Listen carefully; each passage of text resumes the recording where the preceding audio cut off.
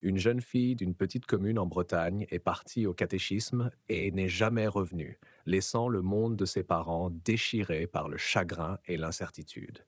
Mais 2 ans plus tard, sa mère zoome sur Google Maps et repère quelque chose de choquant. Le soleil de l'après-midi de dimanche filtrait à travers les rideaux en dentelle d'une modeste location de vacances dans la banlieue parisienne. Élise Dubois, 36 ans, était assise sur le canapé du salon, son ordinateur portable ouvert sur la table basse, les yeux fatigués par le long voyage depuis la Bretagne. Elle se tenait avec la posture de quelqu'un qui retenait son souffle depuis trop longtemps, 2 ans pour être exact. Oui, nous venons d'arriver à Paris, dit son mari Julien au téléphone, faisant les 100 pas dans le petit salon. À 39 ans, le visage autrefois juvénile de Julien portait désormais les rides profondes du souci, creusées au fil des 2 dernières années. Nous sommes prêts à commencer l'enquête? Oui, nous pouvons venir au commissariat aujourd'hui. Élise prêtait à peine attention à la conversation de son mari avec la police. Elle se concentrait sur l'écran de l'ordinateur, tapant l'adresse que Julien répétait au téléphone. Google Maps afficha l'itinéraire de leur location de vacances au commissariat.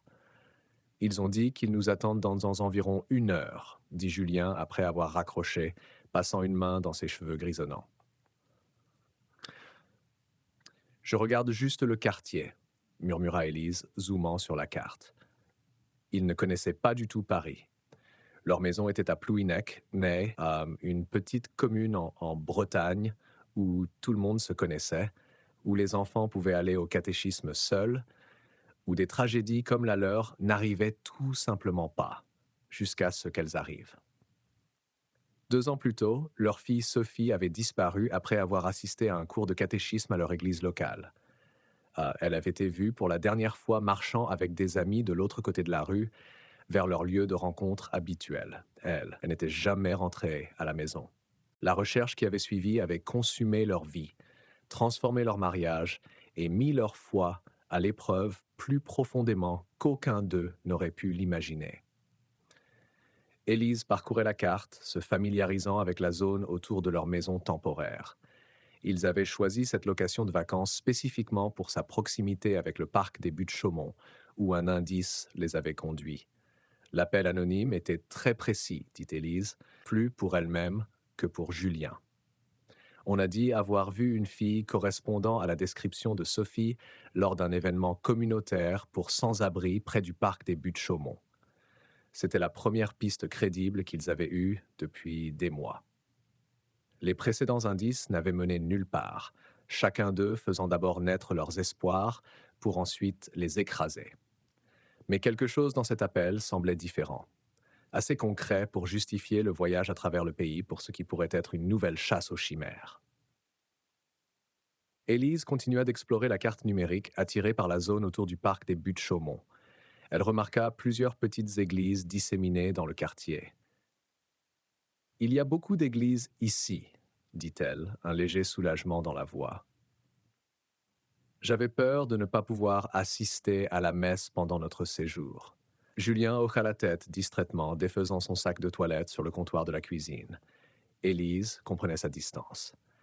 Autrefois homme de foi dévoué, Julien s'était retiré de la vie paroissiale après la disparition de Sophie, incapable de faire face aux questions bien intentionnées mais douloureuses, aux regards de pitié, aux platitudes théologiques qui ne ramenaient pas leur fille.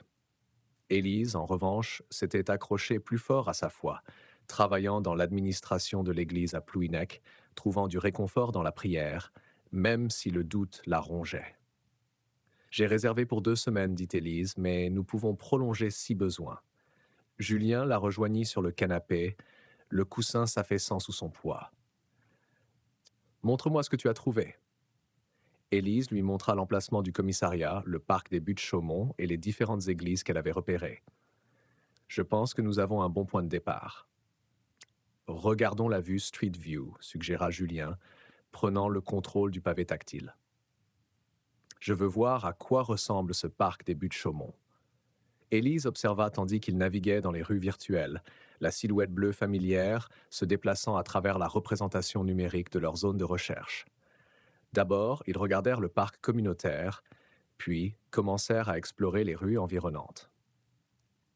C'est la rue des Lilas, nota Élise alors qu'il tournait dans une rue résidentielle avec une petite église visible au bout. Julien zooma plus près en s'approchant de l'église et c'est alors qu'Élise le vit. Une fille portant un sweat à capuche rose marchait avec un homme, le dos tourné à la voiture Google. Julien. La voix d'Élise se coinça dans sa gorge, son doigt pointant l'écran. Regarde. Le sweat à capuche rose avec le petit motif décoratif au dos. Il était identique à celui que Sophie portait le jour de sa disparition. Élise l'avait acheté pour son 11e anniversaire, mais ça met 3 semaines seulement avant qu'elle ne disparaisse. Il était gravé dans sa mémoire comme une marque au fer rouge. « Chérie, tourne l'image », pressa-t-elle, le cœur battant. « Vois si on peut voir leur visage. » Julien manipula les commandes, essayant de trouver un autre angle, mais les visages étaient floutés comme c'est standard dans Google Maps Street View. Ils n'étaient visibles que sur quelques images, toujours de dos ou sous un angle qui ne révélait rien de concluant. « Quelque chose chez cet homme me semble familier », murmura Élise, se penchant plus près de l'écran. Julien soupira, les épaules affaissées. « Élise, c'est la 100e fois que tu repères une fille avec un sweat rose. Tu es devenue obsédée par cette tenue. Mais je sais à quel point tu veux la retrouver, dit-il doucement. Moi aussi, mais on ne peut pas sauter sur chaque sweat rose qu'on voit. » Élise marqua tous les points d'intérêt sur la carte, malgré tout, puis ferma son ordinateur. Julien avait raison. Il devait être méthodique, pas impulsif. Ils avaient un plan. « On devrait y aller, » dit Julien, se levant. « Ne perdons pas plus de temps. On va d'abord au commissariat, on parle à la police, on obtient l'autorisation de mettre des affiches de personnes disparues, puis on vérifie le parc des Buttes-Chaumont avec un officier. » Élise hocha la tête, ramassant la pile d'affiches fraîchement imprimées dans leur valise. Chacune montrait le visage souriant de Sophie, ses yeux brillants, ses longs cheveux et des détails de sa disparition. 2 ans à distribuer ces affiches avaient creusé un sillon dans le cœur d'Élise, mais elle n'abandonnait pas.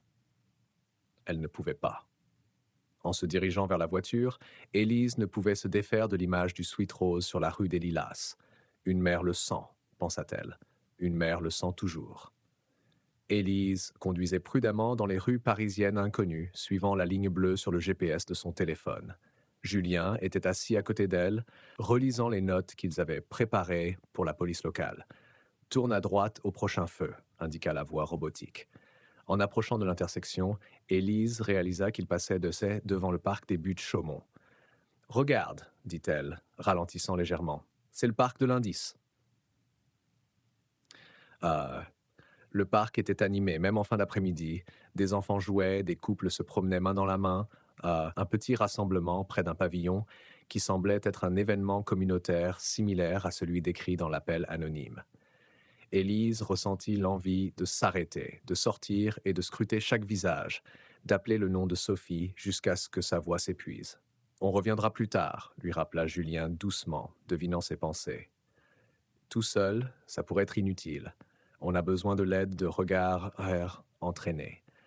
Élise hocha la tête à contre-cœur et continua de conduire. Mais en approchant du prochain virage, elle repéra un panneau de rue des Lilas. Et, sans réfléchir, elle mit son clignotant et tourna. « Qu'est-ce que tu fais ?»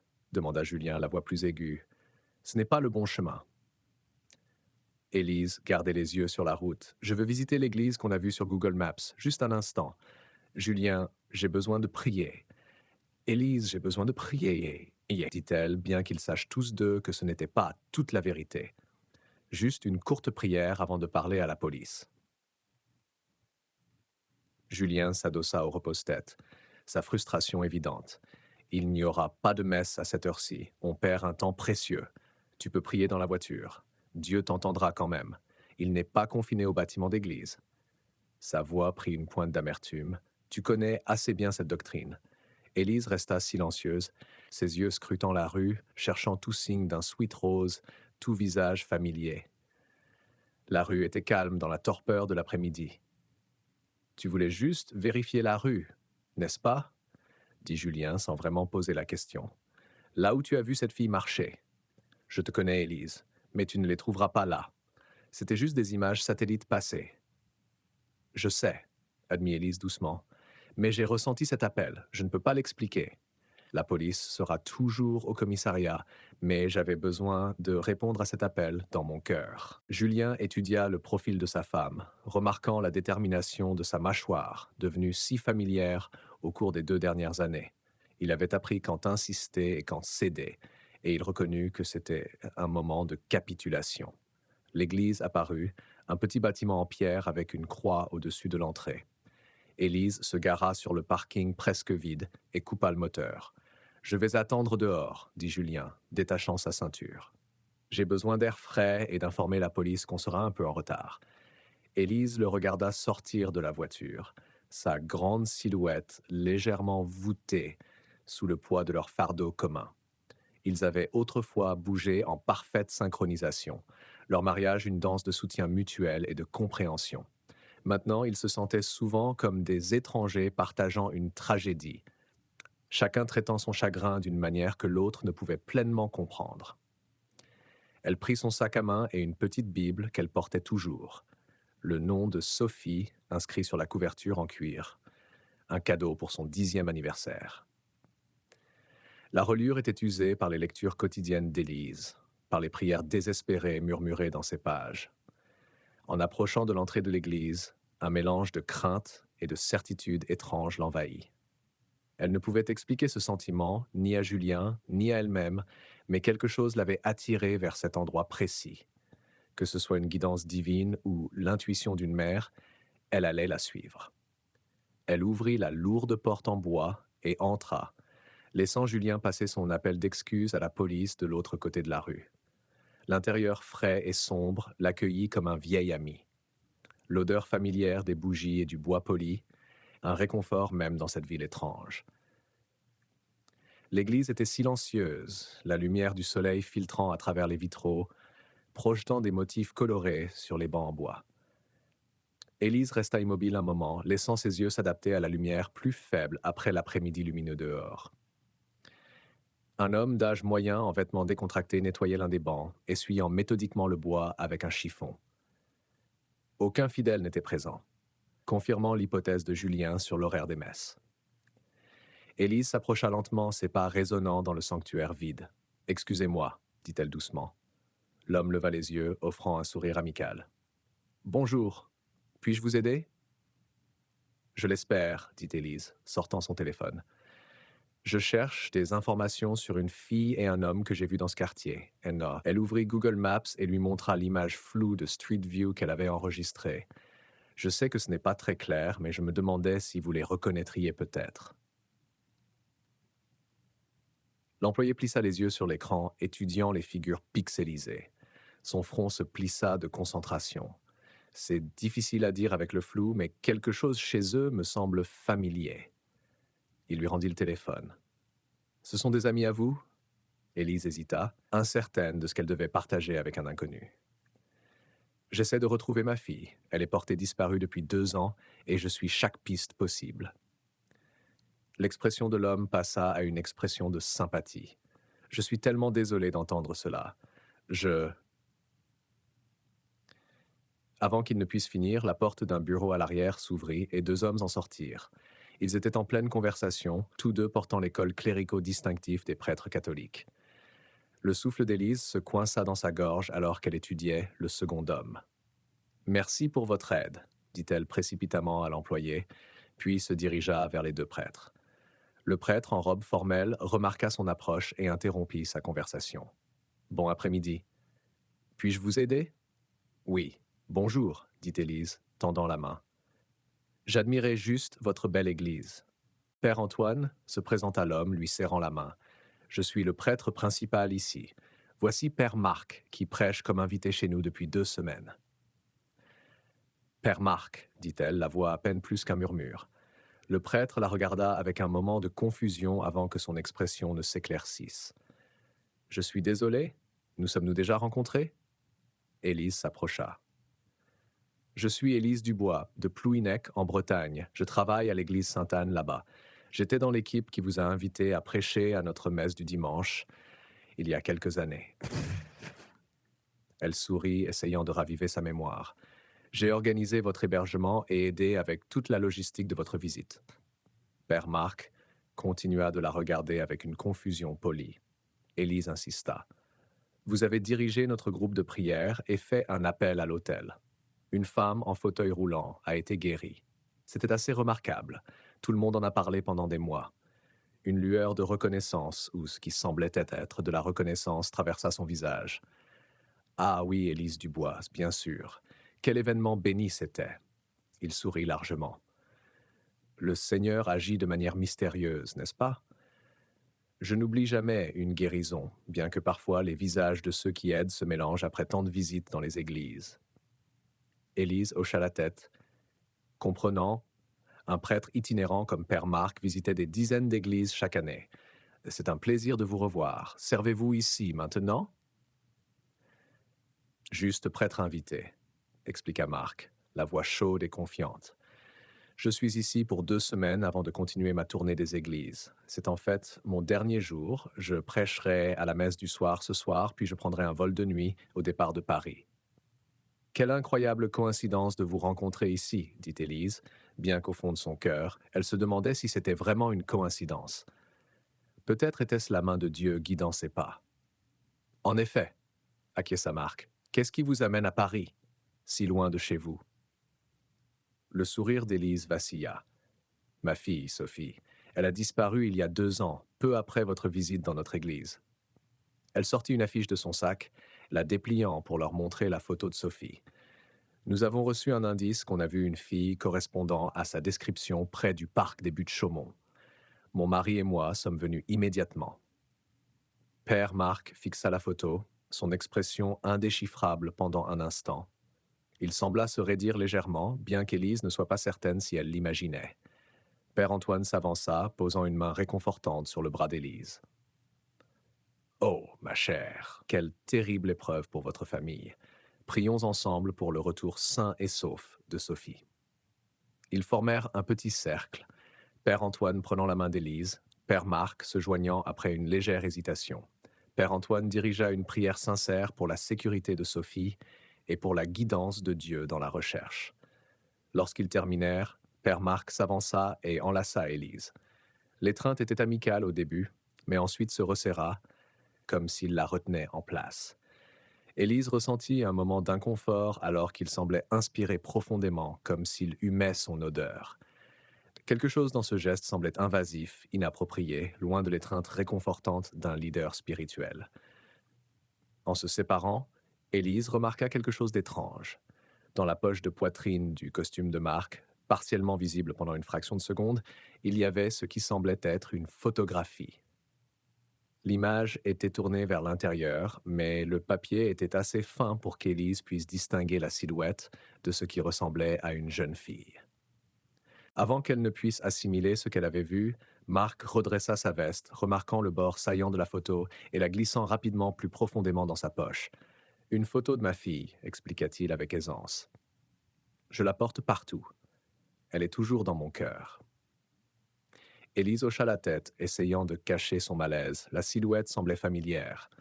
Trop familière. « Nous mentionnerons certainement votre fille à notre congrégation ce soir à la messe, assura Père Antoine. Plusieurs regards valent mieux que peu lorsqu'on cherche quelqu'un. Merci, dit Élise, reprenant son calme. Je dois y aller. Mon mari attend, et nous devons aller au commissariat. En se tournant pour partir, elle ne pouvait se défaire du sentiment que quelque chose n'allait pas. La façon dont Père Marc avait réagi à la photo de Sophie, l'étreinte étrange, l'aperçu de la photographie dans sa poche, tout cela envoyait des signaux d'alerte dans son esprit. Mais elle était sûrement paranoïaque. C'était un homme de Dieu, respecté dans de nombreuses églises à travers le pays. Pourtant, en marchant vers la sortie, Élise ressentit un frisson qui n'avait rien à voir avec la climatisation de l'église. Élise sortit de l'église sous le soleil chaud de l'après-midi, l'esprit en ébullition. Le soupçon qui avait pris racine en elle ne pouvait être facilement écarté, peu importe à quel point il pouvait sembler irrationnel aux autres, à Julien en particulier. Elle aperçut son mari assis dans leur voiture de location, la portière côté conducteur ouverte pour profiter de la brise. Son expression était orageuse et elle se prépara à affronter sa frustration. « Qu'est-ce qui t'a pris si longtemps » demanda Julien alors qu'elle s'approchait. Tu as perdu 30 minutes avec ce détour. La police nous attend. Élise s'installa sur le siège du conducteur mais garda la portière ouverte. Julien, tu ne devineras jamais qui je viens de rencontrer à l'intérieur. Père Marc, celui qui a visité notre église à Plouhinec il y a 2 ans, juste avant la disparition de Sophie. Julien sembla peu impressionné. Et alors, il y a quelque chose qui cloche chez lui, insista Élise, baissant la voix bien qu'il soit seul dans la voiture. Quand je l'ai enlacé, il m'a serré trop fort, comme s'il, je ne sais pas, me sentait ou quelque chose comme ça, et il avait une photographie dans sa poche. Je ne l'ai vue qu'une seconde, mais la silhouette ressemblait à Sophie. Élise, commença Julien, son ton suggérant qu'il allait rejeter ses inquiétudes. Je sais ce que ça peut sembler, l'interrompit-elle, mais je n'imagine pas des choses. Quand je lui ai montré la photo de Sophie, il a réagi bizarrement. Il semblait surpris. L'expression de Julien s'adoucit légèrement en enregistrant l'urgence dans sa voix. Écoute, nous avons servi dans l'Église ensemble pendant des années. Nous savons à quel point les prêtres comme lui sont respectés. Si ce que tu suggères est vrai, ça choquerait beaucoup de monde. Tu dois être absolument certaine avant de porter une quelconque accusation. Je ne dis pas que je suis certaine, clarifia Élise. Je dis juste que quelque chose ne va pas. Julien se frotta les tempes, visiblement déchiré entre soutenir sa femme et rester rationnel. Allons au commissariat comme prévu. Ils nous attendent. Si tes soupçons ont du mérite, ils sauront comment procéder. Élise hocha la tête à contre-cœur. Tu as raison. Avec la présence de la police, nous pourrons toujours demander à Père Antoine les coordonnées du prêtre plus tard si nécessaire. Avant qu'ils ne puissent poursuivre leur discussion, les portes de l'église s'ouvrirent et Père Marc en sortit. Il fit un signe d'adieu à Père Antoine, disant quelque chose à propos de revenir avant la messe du soir, puis aperçut Élise et Julien et leur offrit un signe amical alors qu'il se dirigeait vers sa voiture, garée à côté de la leur. Alors que Marc ouvrait sa portière, Élise fut frappée par une odeur familière émanant de l'intérieur du véhicule, une douce fragrance de vanille de Guerlain qu'elle reconnut immédiatement. C'était le parfum préféré de Sophie, celui qu'Élise lui avait offert pour Noël l'année précédant sa disparition. Sophie le portait tous les jours, le chérissant comme son odeur de grande. Élise sentit son sang se glacer. Ce ne pouvait pas être une coïncidence. Marc recula de son emplacement de parking et s'éloigna, apparemment inconscient de la bombe qu'il venait de lâcher dans l'esprit d'Élise. « Monte dans la voiture, Julien, » dit Élise avec urgence, grimpant déjà sur le siège du conducteur. « Ferme la porte. » Julien obtempéra, confus par son intensité soudaine. « Qu'est-ce qu'il y a? Tu n'as pas senti ça ?» demanda Élise, ses mains serrant fort le volant. « Senti quoi ?» Quand il a ouvert sa portière, cette odeur de vanille. C'est le parfum de Sophie, celui que je lui ai donné et qu'elle portait tous les jours. Julien fixa sa femme, l'inquiétude évidente dans son expression. « Élise, tu fais des connexions qui n'existent peut-être pas. La vanille est une odeur extrêmement commune. Ça pourrait être le parfum de sa fille, de sa femme, ou même un désodorisant. » Élise tourna la clé dans le contact. « Je ressens un appel dans mon cœur à ce sujet, Julien. Un appel fort. Je dois le suivre. » « Et aller où? Poursuivre un prêtre respecté à cause d'une odeur? Je veux juste confirmer. » « L'appel, insista Élise. « Si j'ai tort, je l'admettrai, et nous irons directement au commissariat comme prévu. Mais je dois faire ça. » Julien leva les mains en signe d'exaspération. « Maintenant, tu spiritualises tout. C'est exactement comme ça que les faux prophètes gagnent des adeptes dans ce pays. Des gens qui suivent leurs instincts et appellent au lieu de la raison. » L'accusation fit mal, surtout venant de Julien. Élise recula de l'emplacement de parking, la mâchoire serrée de détermination. « Je ne prétends pas être un prophète.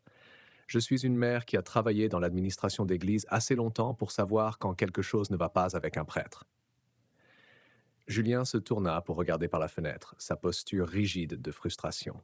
« D'accord. Fais ce que tu veux, mais quand tu te ridiculiseras à cause de cette chasse aux chimères, ne dis pas que je ne t'ai pas prévenu. » La voiture se remplit d'un silence tendu, alors qu'Élise s'engageait sur la rue des Lilas, suivant la direction prise par le prêtre. Son cœur battait dans sa poitrine, déchiré entre la peur d'avoir raison et la peur d'avoir tort. Si elle se trompait, elle retardait leur rendez-vous avec la police pour rien. Mais si elle avait raison, ils pourraient enfin retrouver Sophie. Élise resserra sa prise sur le volant et continua, suivant l'instinct qui l'avait mené à ce moment, une intuition maternelle qui refusait d'être réduite au silence. Élise maintenait une distance prudente derrière la voiture de Père Marc, veillant à rester assez loin pour qu'il ne remarque pas qu'il le suivait. Julien était assis à côté d'elle dans un silence glacial, les bras croisés sur la poitrine, son désaccord émanant de chaque pore. « C'est ridicule, marmonna-t-il après plusieurs minutes. On ne peut pas appeler la police parce qu'on n'a que tes soupçons et une odeur de vanille. On perd un temps précieux. »« Supporte-moi juste, » supplia Élise, les yeux fixés sur la berline du prêtre. « Si j'ai tort, je ne ferai plus jamais quelque chose comme ça. » Ils suivirent la voiture dans un quartier résidentiel où les maisons étaient plus grandes et plus espacées que dans la zone autour de leur location de vacances. Enfin, Marc s'engagea dans l'allée d'une maison attrayante à 2 étages, avec un jardin bien entretenu. Un panneau Gîte de France se tenait à l'extérieur. Élise passa lentement, puis se gara au coin de la rue où il pouvait encore observer la maison sans être évident. Elle coupa le moteur et attendit. « Et maintenant ?» demanda Julien, sa patience visiblement à bout. « Maintenant, on observe, » dit Élise simplement. Marc sortit de sa voiture et entra dans la maison, fermant la porte derrière lui. Les minutes s'écoulèrent dans le silence alors qu'Élise et Julien restaient assis dans leur voiture, garés, la tension entre eux s'épaississant. Après ce qui sembla une éternité, mais qui n'était probablement que 10 minutes, la porte d'entrée s'ouvrit à nouveau. Une femme en sortit portant 2 grandes valises qu'elle chargea dans le coffre de la voiture de Marc. Elle avait la trentaine, les cheveux noirs tirés en un chignon d'apparence professionnelle. Elle disparut à nouveau dans la maison pour réapparaître peu après avec une valise plus petite, de taille enfant. « Il a dit qu'il quittait Paris ce soir après la messe, » murmura Élise, comme si la femme pouvait les entendre à cette distance. La femme retourna à l'intérieur et réapparut peu après à la porte avec une jeune fille. L'enfant semblait avoir environ 8 ou 9 ans, avec des cheveux blonds en natte soignés. La fille donna un baiser sur la joue à Père Marc, alors qu'il apparaissait dans l'embrasure derrière elle, et il l'enlaça brièvement avant de lui dire au revoir. Alors que la fille se tournait pour marcher vers la voiture avec la femme, Élise plissa les yeux pour voir son visage, espérant contre tout espoir. Mais ce n'était pas Sophie. Les traits étaient complètement différents, la couleur des cheveux différente, la silhouette bien plus petite que celle de Sophie aujourd'hui après 2 ans. « Tu vois, » dit Julien doucement, sans triomphe. Ce doit être sa fille, comme il l'a dit. L'espoir d'Élise s'effondra comme un ballon crevé. Elle avait été si certaine, si convaincue que ses instincts la menaient vers Sophie. Maintenant, elle se sentait ridicule, exactement comme Julien l'avait prédit. « Je suis désolée, » murmura-t-elle, les larmes lui piquant les yeux. « Je pensais vraiment. J'étais si sûre. » L'expression de Julien s'adoucit alors qu'il posait une main sur son bras. « Ce n'est pas grave, tu es une mère qui cherche son enfant. N'importe qui saisirait la moindre piste dans ta situation. » Élise hocha la tête, incapable de parler à cause de la boule dans sa gorge. La photographie qu'elle avait aperçue, l'odeur de vanille, avait-elle imaginé leur importance? Le chagrin et le désespoir l'avaient-ils poussée à créer des connexions là où il n'y en avait pas? « Changeons de place, » suggéra Julien doucement. « Je vais conduire jusqu'au commissariat. » Ils sortirent et échangèrent leurs places, Élise s'affalant sur le siège passager, émotionnellement épuisée par le tourbillon d'espoir et de déception. Julien démarra la voiture, mais ne passa pas immédiatement la vitesse. « Élise, j'ai besoin que tu mettes Google Maps sur le commissariat. Je n'ai aucune idée d'où nous sommes. » Élise sortit son téléphone, ses mouvements mécaniques alors qu'elle tapait l'adresse. La ligne bleue familière apparut, les guidant vers leur destination initiale. Alors que Julien commençait à conduire, Élise gardait les yeux fixés sur la maison du prêtre jusqu'à ce qu'elle disparaisse de la vue. Elle ne pouvait se défaire du sentiment qu'elle avait manqué quelque chose de vital, qu'une pièce du puzzle lui échappait encore. Mais pour l'instant, elle devait accepter que ses soupçons n'avaient mené nulle part. Il était temps de revenir à leur plan de rencontrer la police, qui pourrait réellement les aider à retrouver Sophie. Élise appuya sa tête contre la vitre, regardant le paysage parisien à inconnu défiler. 2 ans de recherche, de suivi de pistes qui ne menaient nulle part, de regards de pitié d'amis et de familles qui avaient depuis longtemps abandonné l'espoir. Cela l'avait usée jusqu'au plus profond d'elle-même. Pourtant, quelque chose en elle refusait de capituler, refusait d'accepter que Sophie ne rentrerait peut-être jamais à la maison. Ce quelque chose, appelé le foie, appelé le instinct maternel, les avait amenés à travers le pays pour une mince chance de retrouver leur fille. Et malgré cette dernière déception, Élise savait qu'elle continuerait à le suivre où qu'il l'amène, aussi longtemps qu'il le faudrait, car une mère n'arrêtait jamais de chercher son enfant. Jamais. Élise continuait de regarder la route, gardant toujours un œil sur la voiture du prêtre. Jusqu'à présent, il semblait qu'il se dirigeait dans la même direction générale, quittant la zone résidentielle pour retourner vers les grandes artères. « Regarde », dit Élise soudainement, pointant devant. « Il tourne. » Julien soupira, mais ralentit légèrement, observant la voiture transportant la femme et la jeune fille tourner dans ce qui semblait être une aire de jeu avec un café attenant. À travers la clôture en grillage, Élise pouvait voir plusieurs enfants rassemblés dehors, semblant attendre. « Julien, ralentis encore », pressa Élise. « Je veux voir ce qui se passe. »« Non », dit Julien fermement, accélérant la place. « Plus de mission secondaire, Élise. Nous sommes déjà en retard pour notre rendez-vous avec la police. On y va directement maintenant. » Élise tendit le cou, essayant de voir autant que possible alors qu'il passait devant l'aire de jeu. Elle aperçut la femme saluant un autre adulte, la petite fille rejoignant un groupe d'enfants en attente. Mais ensuite, ils étaient passés, la scène disparaissant derrière eux. Elle s'affala sur son siège, son espoir s'effondrant à nouveau. « Julien, je suis désolé, » commença-t-elle, mais il l'interrompit, ses jointures blanches sur le volant. « Non, nous devons tirer une leçon de ça, Élise. Les instincts peuvent être trompeurs.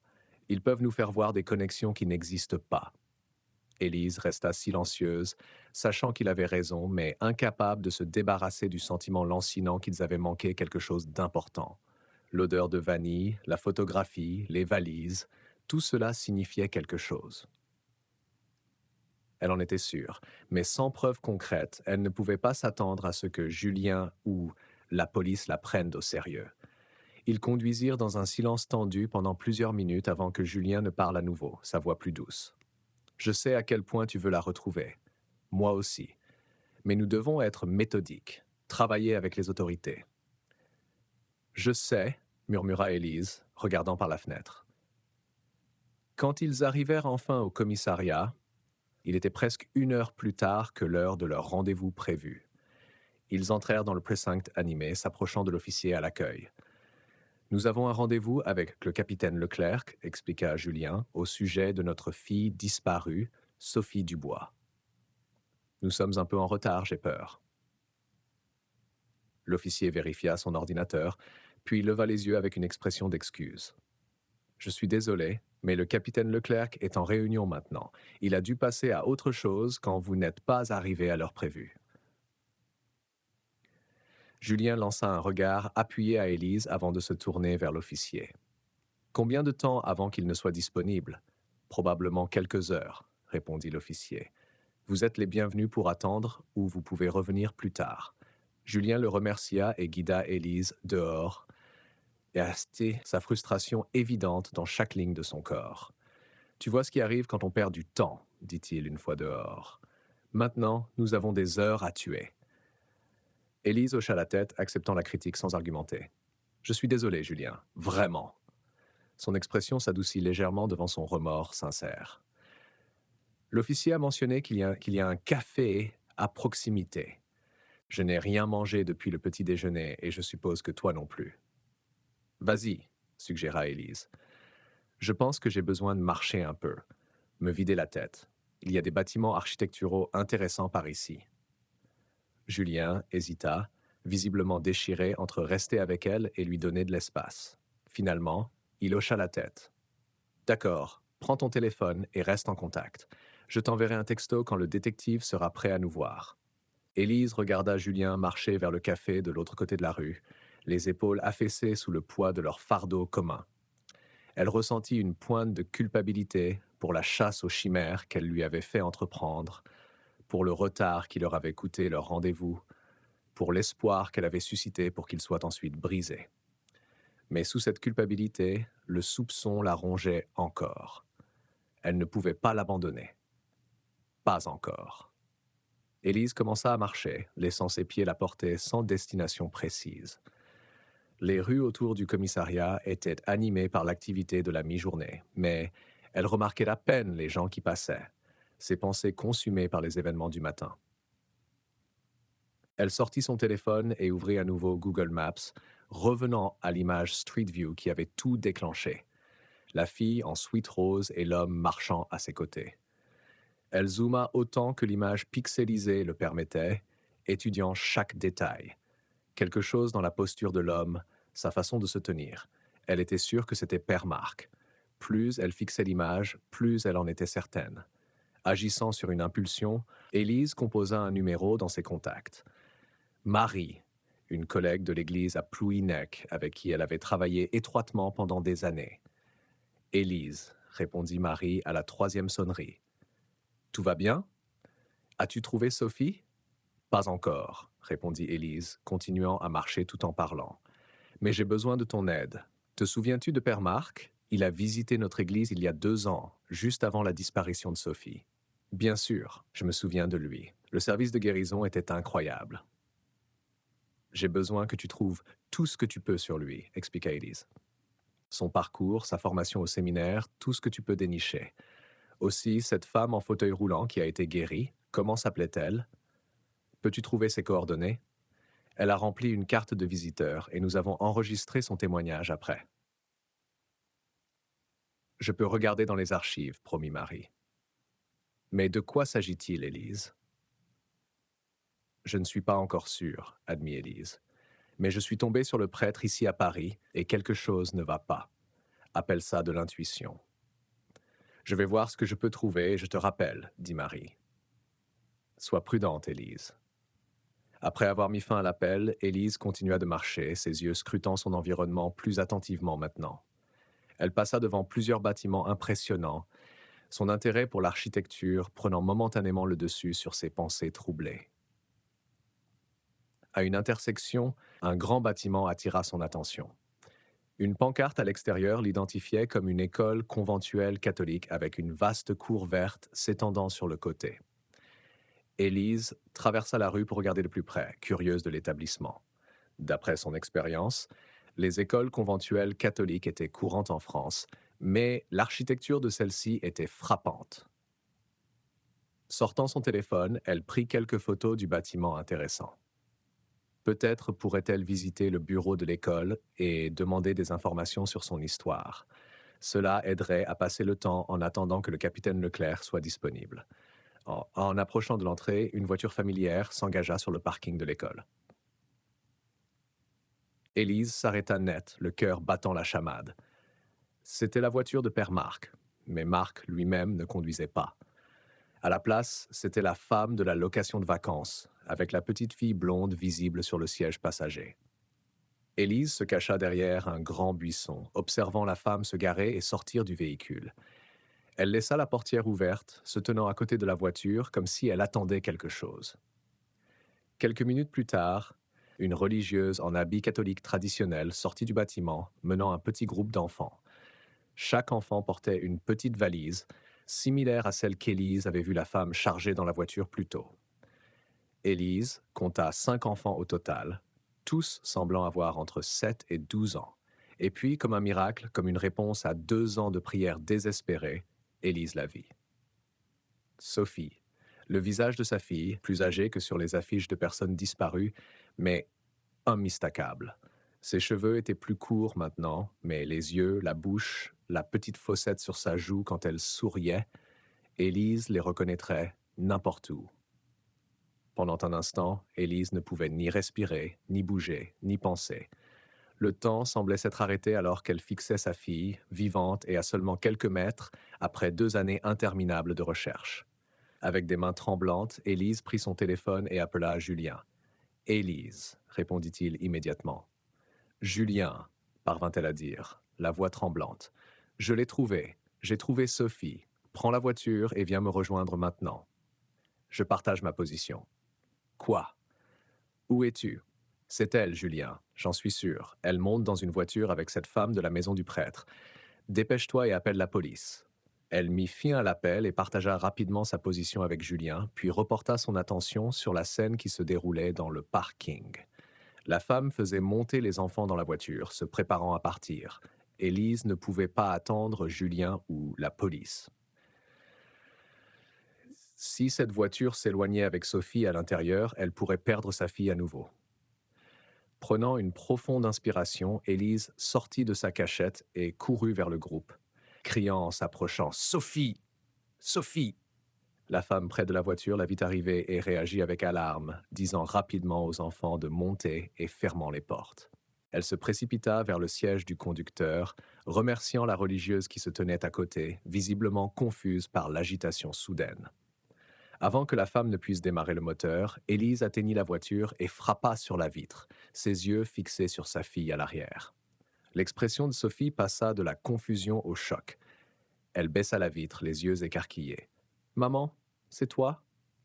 Puis, se tournant vers la femme sur le siège conducteur, Sophie demanda d'une voix perplexe « Est-ce que Dieu a ramené ma maman à la vie ?» La femme commença à dire quelque chose, mais Élise ouvrait déjà la porte arrière, prenant Sophie dans ses bras. La sensation, si familière mais si désespérément manquée, fit couler des larmes sur son visage. « C'est vraiment moi, ma chérie, » murmura Élise dans les cheveux de sa fille.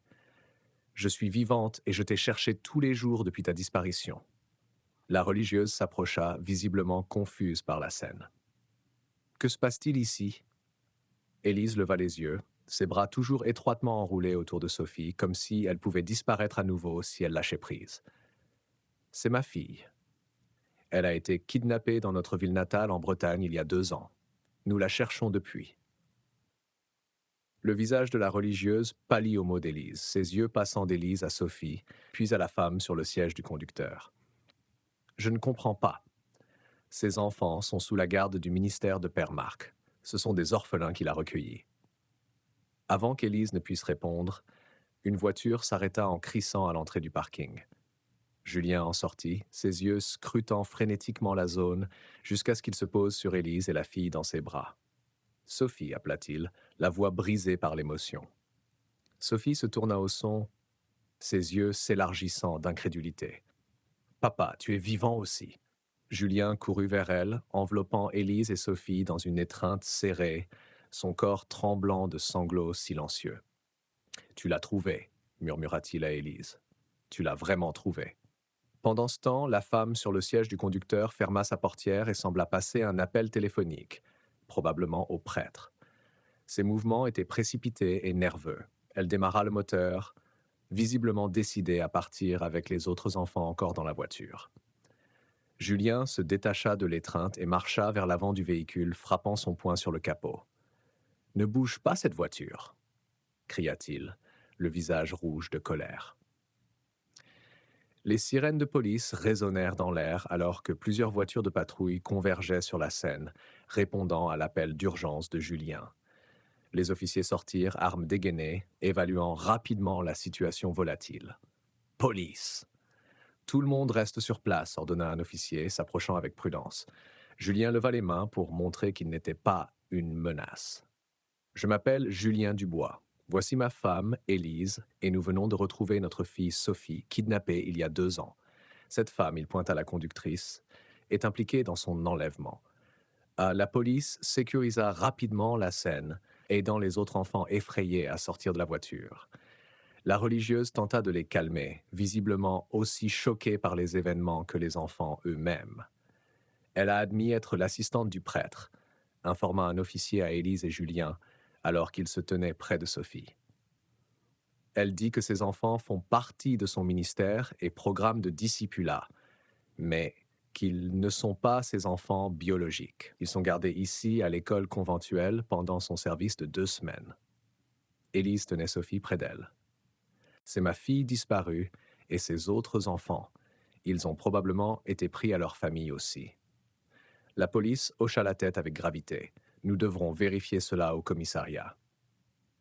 Les officiers vérifièrent chaque enfant, s'assurant qu'aucun n'était physiquement blessé avant d'organiser leur transport au commissariat. La religieuse accepta de les accompagner, informant son personnel de son absence. Où est le prêtre maintenant? Demanda un officier à l'assistante. Il se repose à la location de vacances, répondit-elle, l'air paniqué. Il m'a dit d'emmener Mila et les autres enfants avec ses bagages quelque part près de l'aéroport. Il a dit qu'il nous rejoindrait après la messe du soir. Élise décrivit rapidement son interaction précédente avec le prêtre à l'église, y compris ses soupçons qu'il avait menés ici. La police coordonna avec une équipe de renfort pour se rendre à la location de vacances du prêtre pour son arrestation. « Nous venons avec vous », insista Julien, son bras protecteur autour de Sophie. Les officiers acceptèrent, bien qu'ils aient clairement indiqué que la famille devrait rester dans le véhicule de police. Sophie refusa de quitter le côté d'Élise, s'accrochant à sa mère comme si elle avait peur qu'elle disparaisse à nouveau. Les autres enfants et la religieuse furent placés dans des voitures différentes, tous en route pour le commissariat. Alors qu'ils s'éloignaient, Élise tenait sa fille près d'elle, osant à peine croire que leur cauchemar prenait enfin fin. Lorsqu'ils arrivèrent à la location de vacances du prêtre, plusieurs voitures de police entouraient déjà la propriété. Par la fenêtre de leur véhicule de police, Élise observa les officiers escorter le prêtre menotté hors de la maison vers une voiture de patrouille en attente. Leurs yeux se croisèrent brièvement alors qu'ils passaient, et Élise ressentit un frisson la parcourir. La photographie qu'elle avait aperçue plus tôt glissa de sa poche sur le sol. Un officier la ramassa, la montrant à Élise et Julien. C'était bien un portrait de Sophie. Il y avait aussi des photos d'autres enfants. Au commissariat, Élise vérifia son téléphone pendant que Sophie était doucement interrogée par une officière dans une salle spéciale conçue pour les témoins enfants. Elle avait un appel manqué de Marie, sa collègue de l'église à Plouhinec. Elle s'excusa pour rappeler, s'éloignant juste à l'extérieur de la salle où elle pouvait encore voir Sophie à travers le panneau vitré de la porte. « Marie, c'est Élise. Élise, j'essayais de te joindre. J'ai trouvé des informations troublantes sur Père Marc. Il semble qu'il n'ait jamais terminé le séminaire comme il l'a prétendu. Nous n'avions pas remarqué cela quand nous l'avons vérifié avant sa visite, car nous nous sommes fiés aux références qu'il nous a envoyées par email qui devaient être falsifiées. Et cette femme en fauteuil roulant qui a été guérie, je mettrai en doute l'authenticité de sa guérison. Elle n'est jamais revenue à notre église après le départ de Père Marc. Élise n'était pas surprise. Elle s'y attendait. Nous avons trouvé Sophie, Marie. Elle est en sécurité avec nous maintenant. Un hoquet se fit entendre à l'autre bout de la ligne. Oh, merci mon Dieu. Mais quel rapport avec le prêtre? C'est lui qui l'a prise, expliqua Élise, la voix basse. Il y a d'autres enfants aussi. La police enquête encore sur l'affaire. C'est monstrueux, murmura Marie. J'ai creusé davantage et j'ai découvert que son vrai nom est Laurent Dupont. Quand j'ai cherché ce nom, j'ai trouvé une histoire complètement différente de celle qu'il nous a présentée. Laurent Dupont, répéta Élise, le nom semblant venimeux sur sa langue. Il a utilisé la crédibilité de l'Église pour accéder à des enfants vulnérables et nous l'avons invité.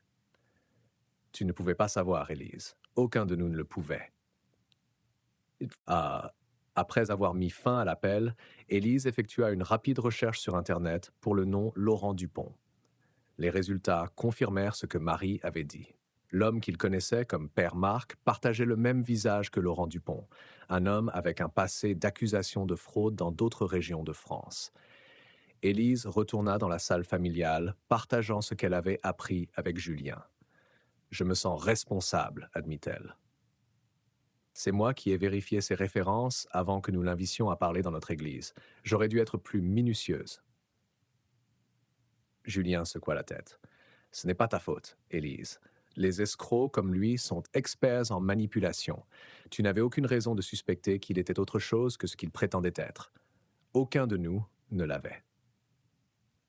Julien vit sa détresse et posa une main réconfortante sur son épaule. Dieu nous a guidés ici, dit-il doucement. Ce qui était destiné au mal a été transformé en bien. Ah, avant qu'il ne puisse en discuter davantage, le capitaine Leclerc entra dans la pièce. C'est un homme d'apparence sérieuse dans la cinquantaine avec des yeux bienveillants qui démentaient son expression sévère. Sophie se tenait à côté de lui. La famille fut escortée dans une pièce privée où le capitaine Leclerc les rejoignit. Monsieur et Madame Dubois, commença-t-il, s'asseyant en face d'eux. Tout d'abord, permettez-moi de dire combien je suis heureux que vous ayez retrouvé votre fille. Les affaires comme celle-ci n'ont pas souvent de fin aussi heureuse. Sophie avait accepté de partager tous les détails avec eux personnellement, bien qu'elle ait tout raconté à la police sur ce qui s'était passé depuis sa disparition. Après le cours de catéchisme, je marchais avec mes amis, mais nous nous sommes séparés au coin de la rue, expliqua-t-elle. Père Marc est apparu dans sa voiture et m'a dit que maman et papa avaient eu un terrible accident. Le cœur d'Élise se serra alors que Sophie continuait. Je l'ai cru parce que nous sommes une famille religieuse, et je pensais que les prêtres disaient toujours la vérité. Il m'a emmené à un enterrement où j'ai vu des photos de maman et papa et les cercueils aussi. Un faux enterrement? Murmura Élise, horrifiée par la tromperie élaborée. Sophie hocha la tête, les larmes remplissant ses yeux. Je n'arrivais pas à y croire quand je t'ai vu aujourd'hui. J'ai prié tous les jours pour que tu reviennes, même si Père Marc disait que je ne te reverrais qu'au ciel. Lorsqu'on lui demanda ce que l'homme lui avait fait, Sophie expliqua. Il nous emmenait à tour de rôle dans sa chambre. On regardait des films et on jouait à des jeux de société. Il disait qu'on était là pour tester et renforcer sa foi en Dieu. Le reste de l'entretien se concentra sur Élise et Julien, qui fournirent leur récit des événements. Élise expliqua comment elle avait trouvé Sophie grâce à une combinaison de coïncidence, d'intuition et de persévérance. Le capitaine Leclerc expliqua qu'ils avaient déterminé que Marc, ou plutôt Laurent Dupont, était un prédateur charismatique mais manipulateur qui avait exploité la confiance que les gens plaçaient dans les figures religieuses. Il semble avoir pris des enfants en voyageant entre les églises, expliqua le détective. Il a dû utiliser des références falsifiées. Nous enquêterons à fond. Que se passe-t-il maintenant?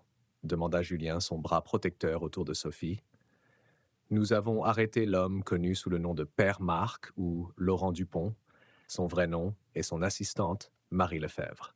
Ils font face à de multiples accusations, y compris enlèvement, fraude, vol d'identité et mise en danger d'enfants. Et les autres enfants? Demanda Élise, pensant au visage effrayé qu'elle avait vu à l'école conventuelle. Nous recherchons dans les bases de données et contactons leurs familles, assura Leclerc. Ils viennent de diverses régions de France, donc la réunification prendra du temps. Mais Sophie, ici, a beaucoup de chance que sa famille l'ait trouvée. Après la fin des entretiens, ils restèrent dans la salle familiale. Julien s'excusa d'avoir douté de l'intuition d'Élise plus tôt et de l'avoir appelée fausse prophétesse.